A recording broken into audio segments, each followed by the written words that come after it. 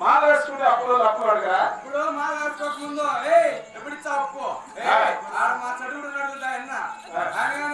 చదివేస్తున్నాడా ఎప్పుడు ఇచ్చావా మాల వేసాడుకో స్వామి బాగుండవు స్వామి ఎప్పుడు ఎనుముడు రేపు నెలలో అన్నా అయినా ఎన్ని రోజులు మాల వేస్తున్నావు? 51 రోజు. 51 రోజు అయ్యప్ప మాల అంటే 42